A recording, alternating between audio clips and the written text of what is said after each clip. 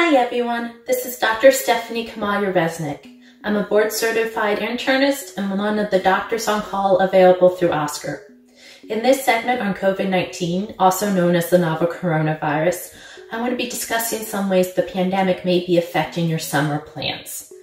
For example, if you're planning to travel, you're going to want to weigh the risks and benefits. The benefits, of course, being the memories, the family fun, and the stress relief that can come from traveling. The risk is catching COVID-19 and the implications that might have.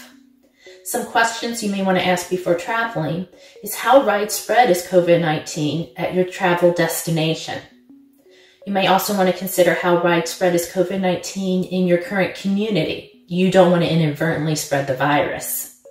Another important point is whether or not someone either in your travel party, in your household when you come home, or someone you'll be seeing closely at your destination, if any of these people are high risk for complications from COVID-19. If they're at high risk, then obviously the implications of them catching the virus is more severe. The way you travel is another thing to consider. Some forms of travel make it easier to practice social distancing.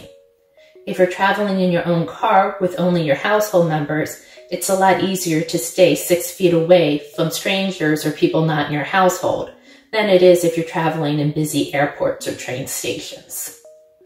Another point to remember is some locations will have a mandatory quarantine of 2 weeks, so you don't want to travel someplace only to find out you can't leave your hotel room or wherever you're staying for the next 2 weeks.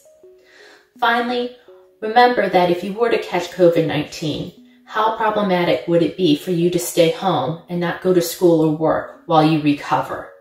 Or if you're exposed to COVID-19, how problematic would it be to stay home from school or work while you're quarantined for 14 days?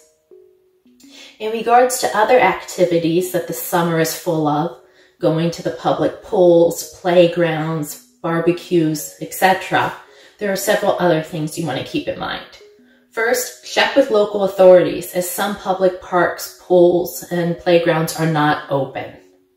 The good news is that the virus seems to be deactivated by chlorine and bromide, so public pools are pretty safe, but you still need to keep social distancing in mind as the virus could still spread through the air as droplets. Keep in mind, playgrounds can be particularly difficult to sanitize, so if you choose to use public playgrounds, make sure to wash hands frequently for at least 20 seconds. While ideally you keep in isolation and only are close to those in your household, if you choose to have play dates or other gatherings, try to consistently interact with the same people in a way that becomes an extended household. This is safer than interacting with many different groups of people, which could precipitate faster spread of the virus. During any of your summer activities, remember the key tenets of staying safe during the pandemic. Hand washing for at least 20 seconds with soap and water, and or use of hand sanitizer that contains at least 60% of alcohol. Wearing a mask when in public. Social distancing, which is staying at least 6 feet away from others when possible. And staying home if you're sick. You don't want to be a part of the reason the virus continues to spread. I hope you found this video helpful, and I hope you have a fun and joyous, safe summer. I'll see you next time.